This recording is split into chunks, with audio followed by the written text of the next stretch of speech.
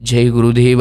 ಗುರುಗಳನ್ನು, ಭಗವಂತನನ್ನು ಸ್ಮರಣೆ ಮಾಡ್ತಾ ನಮ್ಮ ಜ್ಞಾನದ ಹಾದಿಯಲ್ಲಿ ಎಷ್ಟು ತಿಳ್ಕೊಂಡ್ವಿ, ಏನೇನು ತಿಳ್ಕೊಂಡ್ವಿ, ಹಾಗೆ ತಿಳಿದುಕೊಂಡಷ್ಟು ಆ ಪವಿತ್ರ ಜ್ಞಾನವನ್ನು ಬದುಕಿನ ಯಾವ ಯಾವ ಘಟ್ಟದಲ್ಲಿ ಅನುಭವಿಸ್ತಾ ಅಥವಾ ಅಳವಡಿಸ್ಕೊಳ್ತಾ ಬಂದ್ವಿ. ಯಾಕೋ ಹಂಗಾಗುತ್ತೆ. ನೀವು ಪಾಠ ಕೇಳ್ತೀರಿ, ಎಲ್ಲ ತಿಳುವಳಿಕೆ ಪಡ್ಕೊಳ್ಳೋ ಪ್ರಯತ್ನ ಮಾಡ್ತೀರಿ. ನೋಡಿ, ನಿಮ್ಮ ಜೀವಿತಾವಧಿಯಲ್ಲಿ ನಿಮ್ಮ ಪಾಲಿಗೆ ಎಷ್ಟು ಸಿಗುತ್ತೋ ಅಷ್ಟಕ್ಕೆ ನೀವು ತೃಪ್ತಿ ಪಡಬೇಕು. ಅಂದರೆ ನಾನು ಜ್ಞಾನದ ಬಗ್ಗೆ ಮಾತ್ರ ಮಾತಾಡ್ತಾ ಇಲ್ಲ, ಜೀವನದ ಬೇರೆ ಬೇರೆ ವಿಚಾರಗಳು ಅಷ್ಟೇ. ನಮ್ಮದಲ್ಲದ್ದು ನಮಗೆ ಯಾವತ್ತಿಗೂ ವಿಷ. ಒಲಿದು ಬಂತೋ ಆ ಒಲಿದು ಬಂದದ್ದನ್ನು ಸ್ವೀಕರಿಸಬೇಕಾದರೂ ಕೂಡ ಸ್ವಲ್ಪ ವಿವೇಕವನ್ನು ನಾವು ತಾಳಬೇಕು. ಬಂತು ಇಸ್ಕೊಂಡ್ಬಿಡೋಣ, ಭಗವಂತ ಕೊಟ್ರೇನೋ ಸರಿ. ಆದರೆ ಎಷ್ಟೋ ಹಾಗೆ ಒಲಿದು ಬರುವುದರ ಹಿಂದೆಯೂ ಒಂದು ಕುತಂತ್ರವಿರುತ್ತೆ. ನಿಮ್ಮ ಶ್ರಮವಿಲ್ಲದೆ, ನಿಮ್ಮ ಪ್ರಯತ್ನ ಪರಿಶ್ರಮವಿಲ್ಲದೆ ಯಾವುದು ಬಂತು ಅದನ್ನು ಸ್ವೀಕರಿಸಬೇಕಾದರೆ 100 ಬಾರಿ ಎಚ್ಚರ ಮಾಡಬೇಕು.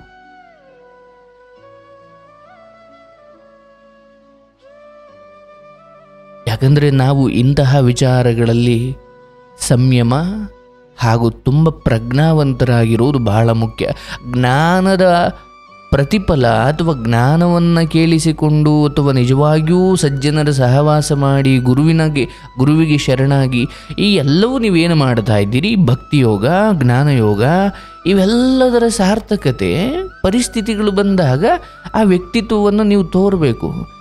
ಇಲ್ಲಿ ಭಾಳ ಶರಣಾಗಿ ಜ್ಞಾನ ಕೇಳಿ ಕರ್ಮ ಮಾರ್ಗದಲ್ಲಿ, ಜ್ಞಾನ ಮಾರ್ಗದಲ್ಲಿ ಚೆನ್ನಾಗಿ ಭಕ್ತನಾಗಿ ಬದುಕಿನ ಬಹಳ ಪ್ರಮುಖ ಘಟ್ಟದಲ್ಲಿ ನಾನು ಹೆಂಗೆ ಬೇಕಂಗೆ ನಡ್ಕೊಂಡ್ರೆ ಇದು ಯಾವುದಕ್ಕೂ ಅರ್ಥವಿಲ್ದಂಗೆ ಆಗ್ಬಿಡುತ್ತೆ.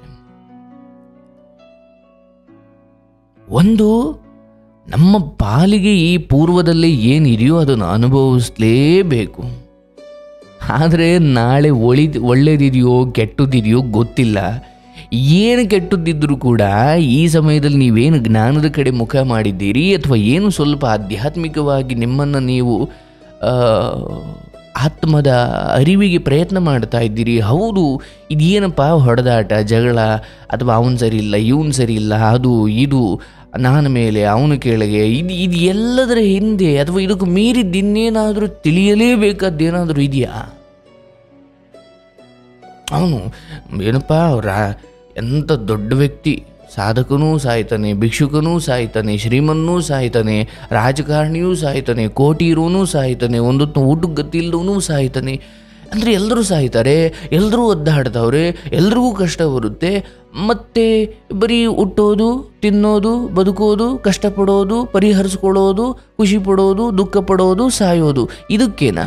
ಇಲ್ಲ, ಈ ಜನ್ಮ ಸಿಕ್ಕಿರ್ಲಿಕ್ಕೇನೋ ಇನ್ನೊಂದು ಕಾರಣ ಇರಬೇಕಲ್ಲ, ಮಹತ್ತರವಾದದ್ದು. ಆ ಮಹತ್ತರವಾದ ಕಾರಣ ಏನು? ಹೀಗೆ ಹುಡುಕ್ತಾ ಹೊರಟಾಗ ಎಷ್ಟೋ ಮಹನೀಯರು ಕಂಡುಕೊಂಡಿದ್ದ ಪರಮ ಸತ್ಯ ಏನಂದರೆ, ಜೀವನ ಸಿಕ್ಕಿರುವುದೇ ನಮ್ಮ ಅಜ್ಞಾನವನ್ನು, ನಮಗಿರುವಂತಹ ಮಾನಸಿಕ ಅಥವಾ ನಮ್ಮ ಅಂತರಂಗದಲ್ಲಿ ಜನ್ಮಕ್ಕೂ ಬಂದಿರತಕ್ಕಂತಹ ಕೆಟ್ಟ ಸಂಸ್ಕಾರಗಳನ್ನು ತೊಳೆದುಕೊಳ್ಳಿಕ್ಕೆ ಈ ವಿವೇಕಯುತವಾದ ಮನುಷ್ಯ ಜನ್ಮ ಇದೆ. ಅದೇ ಬೇರೆ ಜನ್ಮಗಳಾದರೆ ಈ ಅವಕಾಶವಿರುವುದಿಲ್ಲ. ಮನುಷ್ಯರಾಗಿ ಯಾರೋ ಬೈದಾಗ, ಆಯ್ತವ, ನೀನೇ ಒಳ್ಳೆಯವಳು, ನೀನೇ ಅದ್ಭುತ, ನಿಂದೇ ಸರಿ, ನಾನು ತಪ್ಪು ಅಂದರೆ ಎಲ್ಲದರಲ್ಲೂ ಅಲ್ಲದೆ ಹೋದರೂ ಕೆಲವು ವಿಚಾರದಲ್ಲಿ ಹೌದವ್ವ. ಈಗ ನೀವು ಏನೋ ಒಂದು ಹೇಳ್ತೀರಿ, ಊರಿಗೆ ಇಷ್ಟು ಗಂಟೆಗೆ ಆ ಬಸ್ ಬರೋದು ಅಂತ. ಇನ್ಯಾರೋ ಹೇಳ್ತಾರೆ, ಹಂಗಲ್ಲ, ಅಷ್ಟು ಗಂಟೆಗಲ್ಲ ಆ ಬಸ್, ಏನೋ ಬೇರೆ ಟೈಮಿಗೆ ಆ ಬಸ್ ಬರೋದು, ಮತ್ತು ನಿನಗೆ ಗೊತ್ತಿಲ್ಲ ಆ ಬಸ್ಸು ಈ ಟೈಮಿಗೆ ಬರುತ್ತೆ, ಆ ಟೈಮಿಗೆ ಬರುತ್ತೆ, ಅದು ಬರುತ್ತೆ, ಇದು ಬರುತ್ತೆ. ಆ್ಯಕ್ಚುಲಿ ನಿಮಗೆ ಸರಿಯಾದ ಜ್ಞಾನವೇ ಇರುತ್ತೆ. ಬಟ್ ಮೂರ್ಖರ ಜೊತೆ ವಾದ ಮಾಡುವುದನ್ನು ನೀವು ಅಯ್ಯೋ ನಾನು ಯಾಕೆ, ಹೌದಪ್ಪ ನೀನು ಹೇಳಿದೆ ಸರಿ ಗಣೆಯ ಅಂತ ಸುಮ್ಮನೆ ಆಗುವುದರಲ್ಲಿ ತಪ್ಪೇ ಇಲ್ಲ. ನಾವು ಈ ಮನಸ್ಥಿತಿಯನ್ನು ಬೆಳೆಸ್ಕೊಳ್ಳದೆ ಹೋದರೆ ಸುಮ್ಮನೆ ವಾದ ಮಾಡಿ ನಿಮ್ಮ ಆತ್ಮವಿಶ್ವಾಸವನ್ನು ಕಡಿಮೆ ಮಾಡಿಕೊಳ್ತೀರಿ. ಯಾಕಂದರೆ ತಿಳುವಳಿಕೆಯನ್ನು ಪಡ್ಕೊಂಡಾದ ಮೇಲೆ ಅಥವಾ ಒಂದು ಮಟ್ಟಿಗೆ ಒಂದು ಪ್ರಬುದ್ಧತೆಯನ್ನು ಕಂಡುಕೊಂಡಾದ ಮೇಲೆ ಅದು ಮಗನೊಂದಿಗೋ ಸ್ನೇಹಿತರೊಂದಿಗೋ ಎಲ್ಲೋ ವ್ಯವಹಾರದಲ್ಲೋ ಇನ್ನೆಲ್ಲೋ ಸೊಸೆಯಲ್ಲೋ ಅತ್ತೆಯಲ್ಲೋ ಮಾವನಲ್ಲೋ ಗಂಡನಲ್ಲೋ ಏನೇನೋ ದೋಷಗಳು ಏನೇನೋ ವಾದಗಳು ಬಂದಾಗ ಸ್ವಲ್ಪ ಅದನ್ನು ತುಂಬ ಪ್ರಬುದ್ಧವಾಗಿ ನೋಡಿ, ಗೆಲ್ಲೋಕೆ ಪ್ರಯತ್ನ ಮಾಡಬೇಡಿ, ಸತ್ಯವನ್ನು ತಿಳಿಸೋಕೆ ಅಥವಾ ಅರಿಯೋಕೆ ಪ್ರಯತ್ನ ಮಾಡಿ. ವಾದಗಳಲ್ಲಿ ಯಾಕೆ ಎಡವಟ್ಟುಗಳು ಮಾಡಿಕೊಳ್ಳುತ್ತಾರೆ, ಎಲ್ಲ ಗೆಲ್ಲೋ ಆಸೆಯಲ್ಲೇ ಇರ್ತಾರೆ. ತಪ್ಪಲ್ಲದೆ ಇರಬಹುದು, ಆದರೆ ವಾಸ್ತವವಾಗಿ ನೀವು ಯೋಚಿಸಿ ನೋಡಿ, ಕೆಲವೊಮ್ಮೆ ಎದುರುಗಡೆ ಹೇಳ್ತಿರೋ ವ್ಯಕ್ತಿ ಇದ್ದಾನಲ್ಲ, ಅವನು ಹೇಳ್ತಿರೋದೇ ಸತ್ಯ ಇರ್ಬೋದು, ಆದರೆ ನಾನೇನು ಮಾಡ್ತೀನಿ, ಸೋಲೋಕೆ ನಾನು ತಯಾರಿಲ್ಲ ಅನ್ನೋ ವ್ಯಕ್ತಿತ್ವ ಇದ್ದಾಗ ಅವನು ಹೇಳ್ತಿರೋ ಒಳ್ಳೆಯದು ಸತ್ಯವನ್ನು ಕೂಡ ನಾನು ಸ್ವೀಕರಿಸೋಕೆ ತಯಾರಿರೋದಿಲ್ಲ. ಯಾಕೆ? ನಾವೆಲ್ಲರೂ ಗೆಲ್ಲೋದಿಕ್ಕೆ ಹೊರಟು ಬಿಟ್ಟಿದ್ದೀವಿ. ತಿಳಿಯೋದಿಕ್ಕೆ ಈ ಜನ್ಮ ಸಿಕ್ಕಿರೋದೇ ಹೊರತು ಗೆಲ್ಲೋದಿಕ್ಕಲ್ಲ. ಗೆಲುವು ಶಾಶ್ವತವಲ್ಲ, ತಿಳುವಳಿಕೆಗಳು ಶಾಶ್ವತ. ಅದಕ್ಕೆ ಲಿಸ್ನಿಂಗ್, ಕೇಳಿಸ್ಕೊಳ್ಳಿ, ತಾಳ್ಮೆ. ಒಂದು ಪುಟ್ಟ ಮಗು ಹೇಳಬೇಕಾದ್ರೂ ಏನು ಹೇಳುತ್ತವ್ರು ಪೂರ್ಣ ಕೇಳ್ಬಿಡೋಣ. ನೀವು ಎಲ್ಲಿವರೆಗೂ ಎದುರುಗಡೆ ಇರೋರು ಪೂರ್ಣ ಅವ್ರ ಮಾತು ಮುಗಿಸೋವರೆಗೂ ಸುಮ್ಮನೆ ಇರೋದನ್ನು ನಾವು ಕಲಿಬೇಕು. ಆಗ ನೋಡಿ ನಿಮ್ಮ ವ್ಯಕ್ತಿತ್ವ ಹೆಂಗೆ ಬದಲಾಗುತ್ತೆ. ಮಧ್ಯದಲ್ಲಿ ಬಾಯಿ ಹಾಕ್ಲಿಕ್ಕೆ ಹೋದಾಗ ಏನಾಗ್ಬಿಡುತ್ತೆ, ಹೌದು ಮಧ್ಯದಲ್ಲಿ ಬಾಯಿ ಹಾಕದೆ ಹೋದರೆ ಅವನು ಹೇಳೋದನ್ನೇ ಸತ್ಯ ಅಂದ್ಕೊಂಬಿಡ್ತಾರೆ ಸರ್ ಅಂತ ಅನ್ಬೋದು. ಬಟ್ ಹಾಗೆ ಬಾಯಿ ಹಾಕೋದ್ರಿಂದ ಎಷ್ಟು ವ್ಯಾಜ್ಯಗಳು, ಜಗಳಗಳು ಮತ್ತಿನ್ನೇನೋ ರೂಪ ಪಡೀತವೆ. ಹೇಳೋದನ್ನು ಪೂರ್ಣ ಕೇಳಿಸ್ಕೊಂಡು ಹೌದಾ ನೋಡಿ, ಕೃಷ್ಣ ಭಗವದ್ಗೀತೆಯನ್ನು ಹೇಳ್ತಾ ಈತನ ಉತ್ತರ ಮುಗಿದಾಗ ಅರ್ಜುನನ ಇನ್ನೊಂದು ಪ್ರಶ್ನೆ, ಆ ಪ್ರಶ್ನೆ ಮುಗಿದಾಗ ಈತನ ಉತ್ತರ ಶುರು. ಅಂದರೆ ಇದು ಯಾಕೆ ಅದ್ಭುತವಾಗಿ ನಡೀತು ಅಂದರೆ ಪರಸ್ಪರ ಕೇಳಿಸ್ಕೊಡುವಂಥ ವ್ಯವಧಾನ ಇಬ್ಬರಿಗೂ ಇತ್ತು. ನಾನು ಭಗವದ್ಗೀತೆ ಬೋಧಿಸೋನು, ನಾನು ಕೃಷ್ಣ, ನೀನೇನೇನೋ ಕೇಳಂಗಿಲ್ಲಪ್ಪ, ನಾನು ಹೇಳಿದ್ದಷ್ಟೇ ನೀನು ಕೇಳಬೇಕು ಅಂತ ಕೃಷ್ಣ ಹೇಳಲಿಲ್ಲ. ಕೃಷ್ಣ ಏನೋ ಅರ್ಧಂಬರ್ಧ ಹೇಳಿರ್ತಾನೆ, ಮಧ್ಯದಲ್ಲಿ ಅಲೆ ಅದು ಹೆಂಗೆ ಇದು ಹೆಂಗೆ, ಪೂರ್ಣ ಹೇಳ್ಬಿಡಪ್ಪ. ಹಾಗಾಗಿ ನಮ್ಮ ಜೀವನದಲ್ಲಿ ಈ ಚೆನ್ನಾಗಿ ಕೇಳಿಸ್ಕೊಳ್ಳೋದು ಮತ್ತು ಕೇಳಿಸಿಕೊಂಡಾದ ಮೇಲೆ ನೀವು ಕೊಡೋ ಉತ್ತರ ಇದೆಯಲ್ಲ, ನೀವು ಒಬ್ಬ ಅದ್ಭುತ ವ್ಯಕ್ತಿ ಆಗಿ ಕಾಣ್ತೀರ ಲೋಕಕ್ಕೆ. ಈಗ ನನ್ನ ಅನುಭವದಲ್ಲೂ ನಾನು ಅದನ್ನು ಕಂಡುಕೊಂಡಿದ್ದೀನಿ. ಕಾರ್ಯಕ್ರಮದಲ್ಲಿ 30-40 ನಿಮಿಷ ಅವ್ರ ಕಥೆಯನ್ನು ಕೇಳಾದ್ಮೇಲೆ ನಾನು ಕೊಡೋ ಉತ್ತರ, ಇನ್ನೂ ಒಂದು 10 ನಿಮಿಷ ಏನೋ ಹೇಳಿರ್ತಾರೆ, ಅದನ್ನು ಹಿಡ್ಕೊಂಡೆ ನೀವು ಸರಿ ಇಲ್ಲ, ನೀವು ಹಂಗೆ ಹಿಂಗೆ ಅಂತ ಹೇಳೋಕ್ಕಾಗಲ್ಲ. ಅದು ಪೂರ್ತಿ ಕೇಳಿಸ್ಕೊಂಡು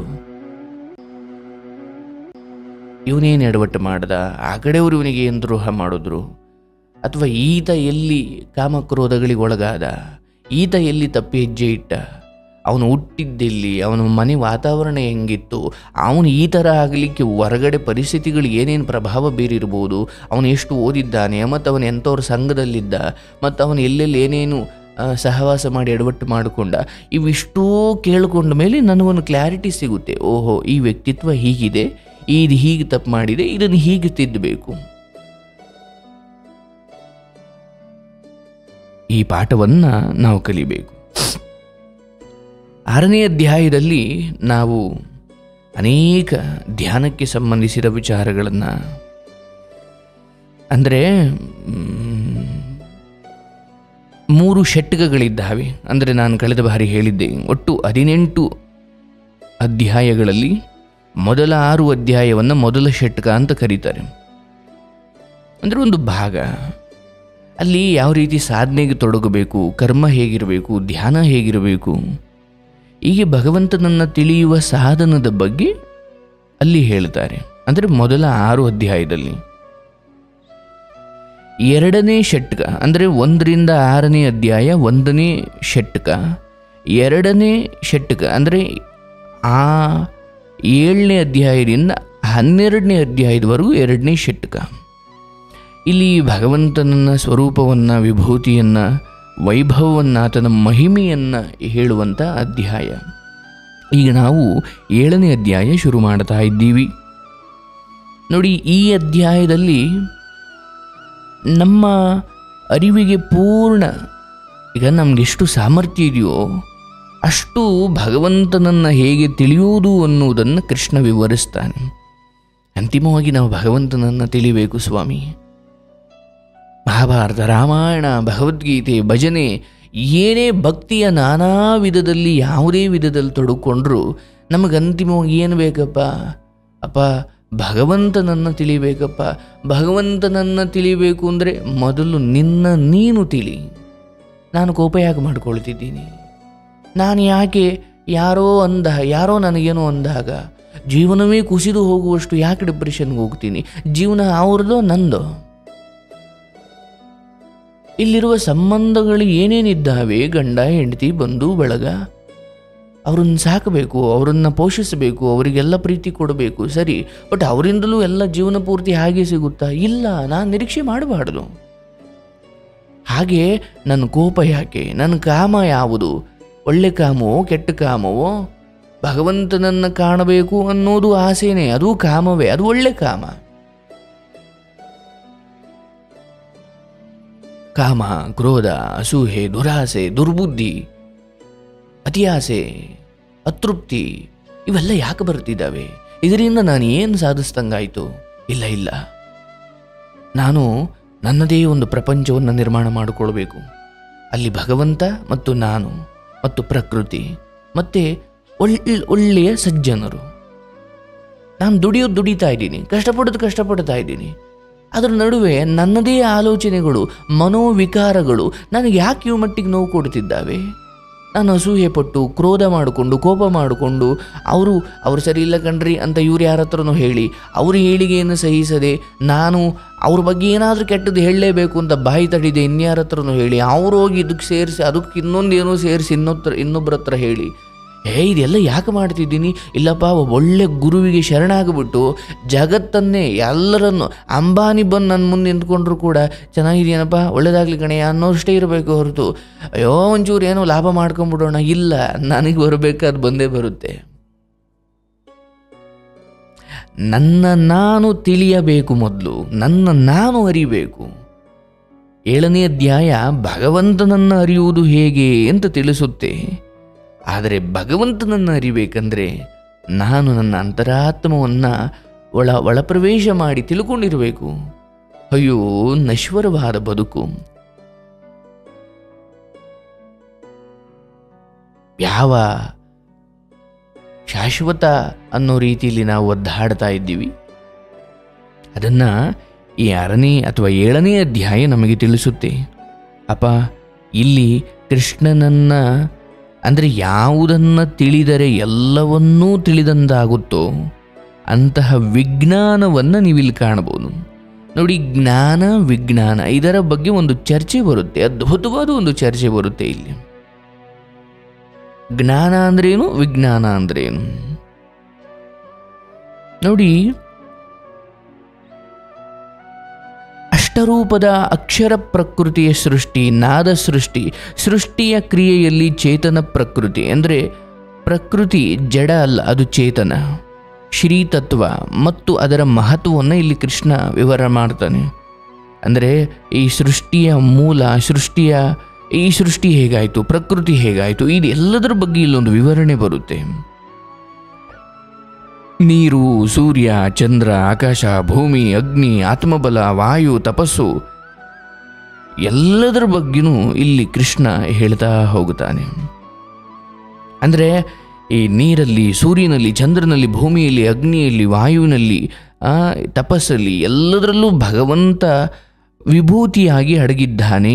ಭಗವಂತನ ವಿಭೂತಿ ಎಲ್ಲದರಲ್ಲೂ ಅಡಗಿದೆ ಎನ್ನುವ ಆ ಚಿತ್ರಣವನ್ನು ಇಲ್ಲಿ ಕೃಷ್ಣ ನೀಡುತ್ತಾನೆ. ತ್ರಿಗುಣಾತ್ಮಕವಾದ ಪ್ರಪಂಚದಲ್ಲಿ ಅಲ್ವಾ, ತ್ರಿಗುಣಾತ್ಮಕ ಅಂದರೆ 3 ಗುಣಗಳು, ತಮಸ್ಸು, ರಜಸ್ಸು, ಸತ್ವಗುಣ.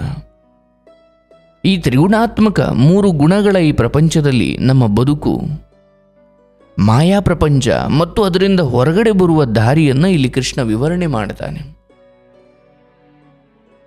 ಜ್ಞಾನ ಮತ್ತು ಭಕ್ತಿಯಿಂದ ಯಾರು ಮುಕ್ತಿಯನ್ನು ಪಡಿತಾರೆ,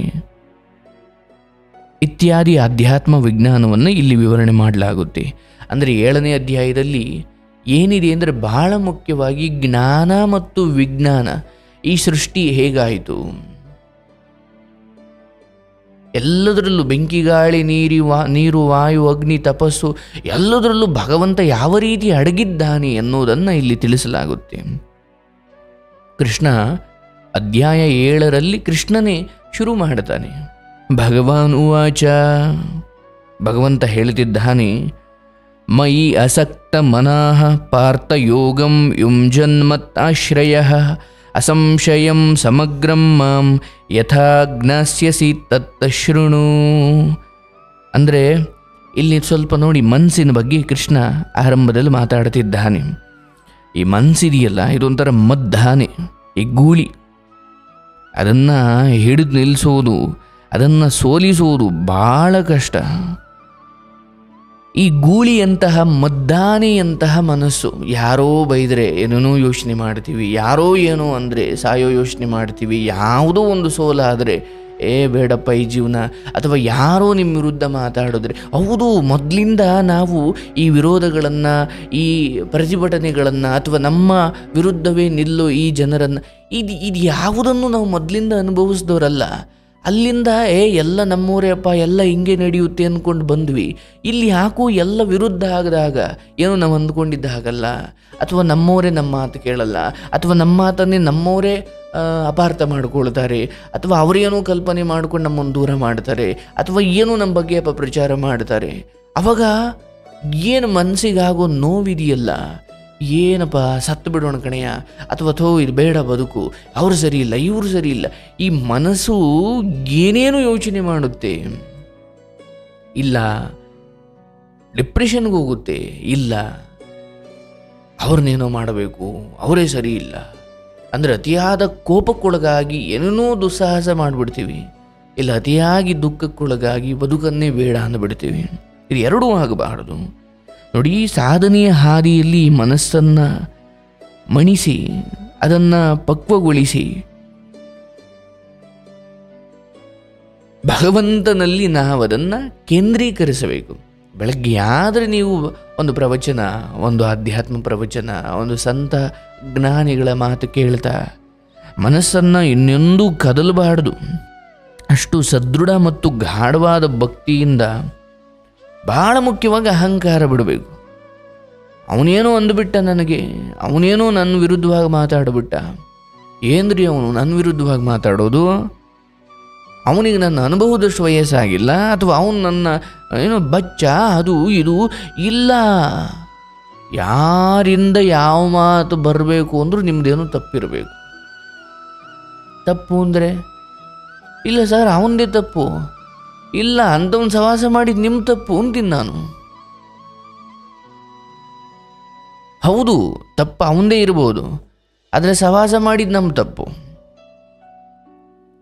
ಭಗವಂತನಲ್ಲಿ ಎಲ್ಲ ಅಹಂಕಾರವನ್ನು ತೊರೆದು, ಅರ್ಜುನನಿಗೂ ಅದೊಂದು ಸಮಸ್ಯೆ ಇತ್ತು, ನಾನು ಇವ್ರನ್ನೆಲ್ಲ ಸಾಯಿಸಬೇಕಾ, ನಾನು ಇವ್ರನ್ನೆಲ್ಲ ಕೊಲ್ಲಬೇಕಾ ಅಂದರೆ ಅವನು ಆಲ್ರೆಡಿ ನಿರ್ಧಾರ ಮಾಡಿಬಿಟ್ಟಿದ್ದಾನೆ, ನನ್ನ ಮುಂದೆ ಇವ್ರು ಯಾರೂ ಅಲ್ಲ, ನಾನು ಇವ್ರನ್ನೆಲ್ಲ ಕೊಂದಾಕ್ಬಿಡ್ತೀನಿ, ಅಯ್ಯೋ ಪಾಪ. ಭಗವಂತನಲ್ಲಿ ಶರಣಾಗಲಿಕ್ಕೆ ಅರ್ಜುನ ಎಷ್ಟು ಸಮಯ ತಗೊಂಡ. ನಮಗೂ ಹಂಗಾಗುತ್ತೆ ಜೀವನದಲ್ಲಿ. ಹಾಗಾಗಿ ಸಂಪೂರ್ಣ ಶರಣಾಗತಿ ಅಂದರೆ ಎಲ್ಲ ಕಾಲದಲ್ಲೂ ನಾವು ಭಗವಂತನ ಅಧೀನನಪ್ಪ, ಅವನ ಪಾದದಲ್ಲಿ. ಅವನು ಕಳಿಸಿದ್ದಾನೆ, ಬಂದಿದ್ದೀವಿ, ಅವನು ಕರ್ಕೊಳ್ತಾನೆ, ಹೋಗ್ತೀವಿ. ಆ ನಡುವೆ ನಮಗೊಂದಷ್ಟು ಪಾತ್ರಗಳು ಕೊಟ್ಟಿದ್ದಾನೆ. ಅದು ಏನಾದರೂ ಕೂಡ, ಅದು ಎಂಥ ಗುಂಡಿಗೆ ಬೀಳೋ, ಪ್ರಪಾತಕ್ಕೆ ಬೀಳೋ ಪರಿಸ್ಥಿತಿ ಬಂದರೂ ಅವನಿದ್ದಾನೆ, ಅವನು ಕಾಪಾಡಿಕೊಳ್ತಾನೆ. ದೇಹಕ್ಕೆ ಪೆಟ್ಟಾಗಬಹುದು, ಆದರೆ ನಿಮ್ಮನ್ನು ಕಾಪಾಡೋದು, ನಿಮ್ಮ ಆತ್ಮವನ್ನು ಉದ್ಧಾರ ಮಾಡೋದು ಅವನಿಗೆ ಗೊತ್ತು.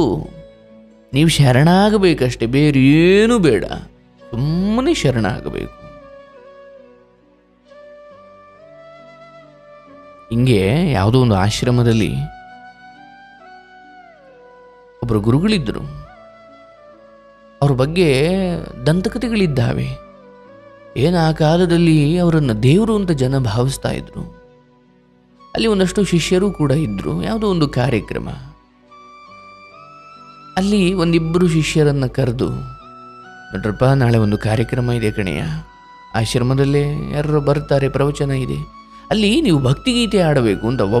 ಒಂದೊಬ್ಬ ಒಂದು ಅಹಂಕಾರ, ಆಯ್ತು ಗುರುಗಳೇ ನಾನು ಆಡ್ತೀನಿ, ನನಗೆಲ್ಲ ಗೊತ್ತು ಗುರುಗಳೇ ನಾನು ಆಡ್ತೀನಿ ಅಂತ ಒಬ್ಬ. ಇನ್ನೊಬ್ಬಿದ್ದ ಪಾಪ, ಅವನು ಈಗಿನ್ನೂ ಆಶ್ರಮಕ್ಕೆ ಸೇರಿದ್ದ, ಅವನಿಗೆ ಗುರುಗಳ ಮುಂದೆ ನಿಲ್ಲೋಕೆ ಭಯ, ಇನ್ನು ಸ್ಟೇಜ್ ಮೇಲೆ ಹೋಗಿ ಭಕ್ತಿಗೀತೆ ಆಡೋದಂತೂ ದೂರದ ಮಾತು.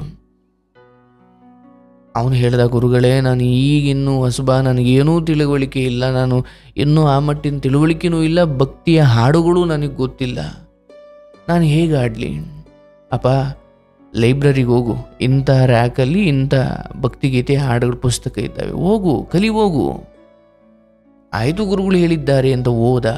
ನಾಳೆ ಕಾರ್ಯಕ್ರಮ, ಕೆಲವು ಹಾಡುಗಳನ್ನು ಕಲಿತುಕೊಂಡ, ಮತ್ತು ಅದನ್ನು ಬರ್ಕೊಂಡ ಒಂದು ಚೀಟಿ ರೆಡಿ ಮಾಡಿಕೊಂಡು ನಾಳೆ ಕಾರ್ಯಕ್ರಮ ಶುರುವಾಯಿತು. ವೇದಿಕೆ ಮೇಲೆ ಗುರುಗಳೆಲ್ಲ ಕೂತಿದ್ರು.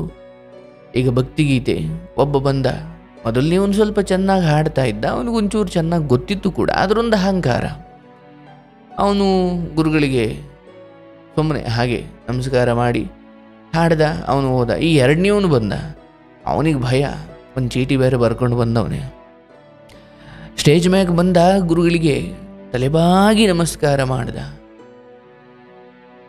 ಆಗಲಪ್ಪ ಒಳ್ಳೇದಾಗಲಿ, ಹಾಡೋಗಯ್ಯ ಅಂದಾಗ ಬಂದ, ಮೈಕ್ ಮುಂದೆ ನಿಂತ್ಕೊಂಡ, ಗಡಗಡ ಗಡಗಡ ಗಡ ನಡುಗ್ತಾವನೆ. ತಾನು ಬರ್ಕೊಂಡು ಬಂದಿದ್ದ ಚೀಟಿಯನ್ನು ಜೇಬೊಳಗಿಂದ ತೆಗೆದು ಹೆಂಗೋ ಹಾಡು ಮುಗಿಸ್ಬಿಡೋಣ ಅಂತ ಜೇಬಿಗೆ ಕೈ ಹಿಡ್ದಾನಲ್ಲಿ ಚೀಟಿನೇ ಇಲ್ಲ.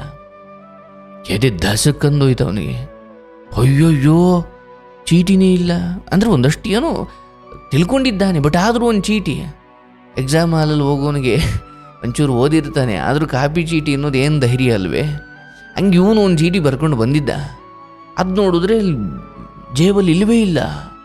ಭಯ ಆಗೋಯ್ತು, ಗಡಗಡ ಗಡಗಡ ನಡುಗುತ್ತಾವನೆ. ಈಗ ನೆನಪು ಮಾಡ್ಕೊಳ್ತಾವನೆ, ಎಲ್ಲೋ ಒಂದು 2-3 ಪದಗಳು ಅಥವಾ ಒಂದಷ್ಟು ಪದಗಳು ನೆನಪಾಗ್ತಿದ್ದಾವೆ, ಆದರೆ ಅವನಿಗೆ ಇಡೀ ಹಾಡು ಪೂರ್ಣವಾಗಿ ನೆನಪೇ ಆಗ್ತಾ ಇಲ್ಲ. ಆದರೆ ಅವನ ಹೊಡೆದ ಹೃದಯ, ಎಲ್ಲಿ ನಾನು ತಪ್ಪು ಮಾಡಿಬಿಡ್ತೀನಿ, ಏನೋ ಅದು ಇದು ಸೇರಿಸಿ ಏನೋ ಹಾಡ್ದ. ಎಲ್ಲ ಜೋರಾಗಿ ಚಪ್ಪಾಳೆ ತಟ್ಟಿದ್ರು. ಗುರುಗಳ ಹತ್ರ ಹೋದ, ನಮಸ್ಕಾರ ಮಾಡ್ದ. ಗುರುಗಳು ಹೇಳಿದ್ರು, ತುಂಬ ಚೆನ್ನಾಗಿ ಹಾಡಿದೆ ಕಣಪ್ಪ, ಆದರೆ ನೀನು ನಮಸ್ಕಾರ ಮಾಡ್ಲಿಕ್ಕೆ ಭಾಗದಾಗ ನೋಡಿಲ್ಲ, ಒಂದು ಏನು ಚೀಟಿ ಬೀಳ್ತು ಕೇಳಿಕೆ. ಅಯ್ಯೋ ದೇವ್ರೆ, ನಾನು ಈ ಚೀಟಿನೇ ಬರ್ಕೊಂಡು ಬಂದಿದ್ದು, ಇದೇ ಬಿದ್ದು ಹೋಗ್ಬಿಟ್ಟಿದೆ ಗುರುಗಳೇ, ನಾನು ಎದೆ ದಸಕ್ಕಂದು ಹೋಯ್ತು, ನಾನು ಇದರಲ್ಲೆಲ್ಲ ಬರ್ಕೊಂಡು ಬಂದಿದ್ದೆ, ಆದರೆ ಈ ಚೀಟಿ ಬಿದ್ದು ಹೋಗ್ಬಿಟ್ಟಿದೆ.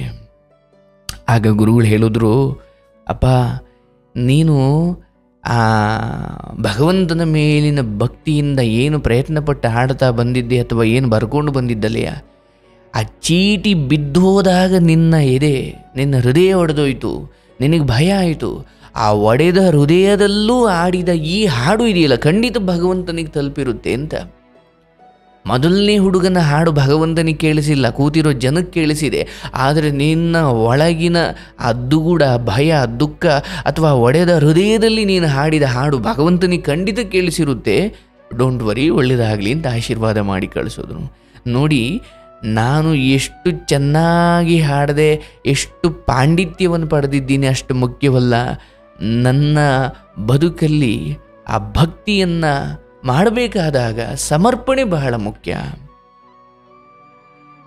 ಎಷ್ಟು ಕಾಲ ಪೂಜೆ ಮಾಡಿದೆ, ಎಷ್ಟು ತಿಳ್ಕೊಂಡಿದ್ದೀನಿ ಅದು ಮುಖ್ಯವಲ್ಲ, ಭಕ್ತಿ ಬಹಳ ಮುಖ್ಯವಾಗಿ. ಆ ಚೀಟಿ ಕಳೆದೋಗಿತ್ತು, ಆದರೂ ಅವನಿಗೆ ಗುರುಗಳು ಹೇಳಿದ್ದಾರೆ, ನಾನು ಆಡಲೇಬೇಕು ಅನ್ನೋ ಒಂದು ಛಲ ಇದ್ದೇ ಇತ್ತು. ಇದು ಖಂಡಿತ ಭಗವಂತನಿಗೆ ತಲುಪಿರುತ್ತೆ ಅಂತ.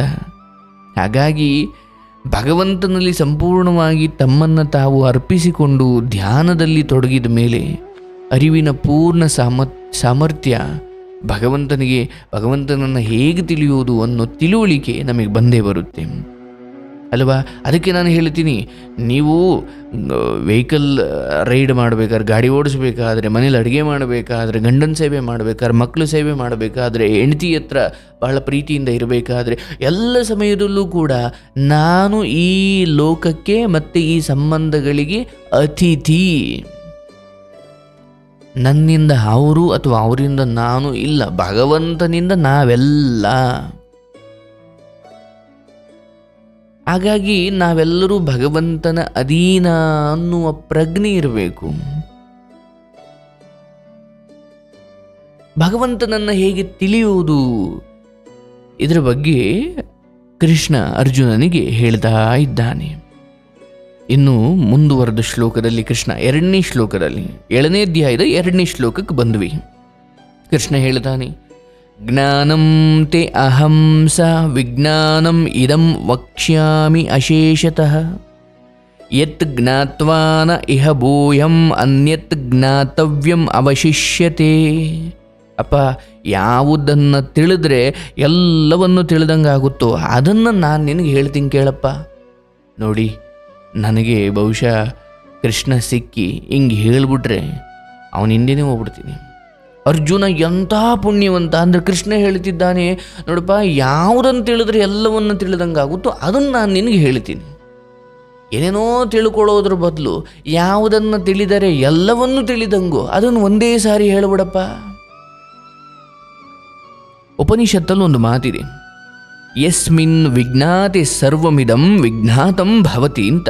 ಈ ಮುಂಡಕೋಪನಿಷತ್ತಲ್ಲಿ ಬರ್ತಕ್ಕಂಥದ್ದು. ಅಂದರೆ ಯಸ್ಮಿತ್ ವಿಜ್ಞಾತೆ ಸರ್ವಮಿದಂ ವಿಜ್ಞಾತಂ ಭವತಿ, ಯಾವುದನ್ನು ತಿಳಿದರೆ ಎಲ್ಲವನ್ನು ತಿಳಿದಂಗಾಗುತ್ತೋ ಮೊದಲು ಅದನ್ನು ತಿಳ್ಕೊ ಅಂತ.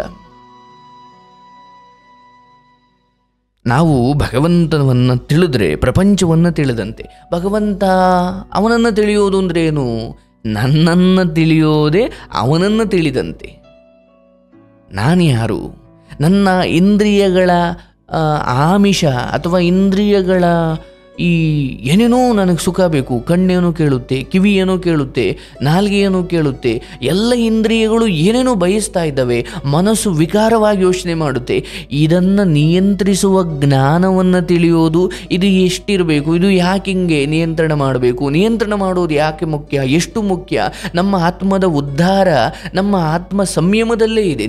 ಇಂದ್ರಿಯ ನಿಗ್ರಹ ಮಾಡೋದರಲ್ಲಿ ಆತ್ಮದ ಉದ್ಧಾರವಿದೆ.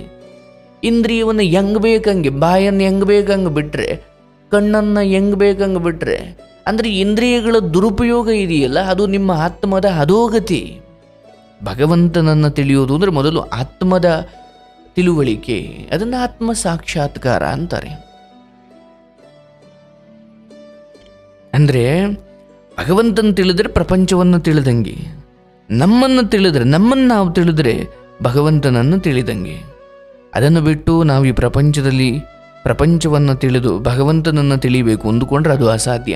ಅಪ್ಪ, ನೀನು ಪ್ರಪಂಚ, ಈ ಜನ ಯಾಕಿಂಗೆ, ಇವ್ರು ಯಾಕಿಂಗೆ, ಇದು ಯಾಕಿಂಗೆ, ಇದೇನು ಕೇಳಬೇಡ. ನೀನು ಭಗವಂತನ ಕಡೆ ಗಮನ ಕೊಡು. ಇವನು ಯಾಕೆ ಹಿಂಗೆ ಆಡ್ದ, ಅವನು ಯಾಕೆ ಹಂಗೆ ಮಾಡ್ದ, ಅವನು ಯಾಕೆ ಹಿಂಗೆ ಮಾಡ್ದ, ಓ ಅದು ಯಾಕೆ ಇಷ್ಟು ಸುಂದರವಾಗಿ. No no no no no ಯಾವ ಪ್ರಪಂಚದ ಯಾವ ಬಣ್ಣದ ವಿಚಾರಕ್ಕೂ ನೀನು ಹೆಚ್ಚು ವಿಚಾರ ಮಾಡಲಿಕ್ಕೆ ಹೋಗಬೇಡ. ಭಗವಂತನ ಕಡೆ ಗಮನ ಕೊಡು. ಯಾವ ಸಂಗತಿಯನ್ನು ತಿಳಿದ್ರೆ ಮತ್ತೆ ಬೇರೆ ತಿಳಿದುಕೊಳ್ಳಬೇಕಾದ ಇನ್ಯಾವ ವಿಚಾರವೂ ಇಲ್ವೋ ಅಂತಹ ವಿಜ್ಞಾನವನ್ನು ನಿನಗೆ ನಾನು ಕೊಡ್ತೀನಪ್ಪ ಅಂತಿದ್ದಾನೆ ಕೃಷ್ಣ. ನೋಡಿ, ಜ್ಞಾನ ವಿಜ್ಞಾನವಾದಾಗಲೇ ಅದು ಸಮಗ್ರ. ಜ್ಞಾನ ವಿಜ್ಞಾನವಾಗಬೇಕು. ವಿಜ್ಞಾನ ಅಂದ್ರೆ ಏನು? ನೀವಿಲ್ಲಿ ಸರಿಯಾಗಿ ತಿಳ್ಕೊಳ್ಬೇಕು. ಜ್ಞಾನಕ್ಕೂ ವಿಜ್ಞಾನಕ್ಕೂ ಇರೋ ವ್ಯತ್ಯಾಸ ಏನು? ವಿಜ್ಞಾನ ಅಂದರೆ ಅದು ನನಗೆ ಇನ್ನೂ ನೆನಪಿದೆ. ಗುರುಗಳು ಹೇಳೋರು, ಜ್ಞಾನ ಮತ್ತು ವಿಜ್ಞಾನ ಇವೆರಡರ ಸಮಗ್ರತೆಯನ್ನು ನಾವು ತಿಳ್ಕೊಳ್ಬೇಕು. ಬರೀ ಸುಮ್ಮನೆ ಕಥೆಗಳು ತಿಳ್ಕೊಂಡ್ರೆ ಆಗಲ್ಲ. ಅದು ಜ್ಞಾನ.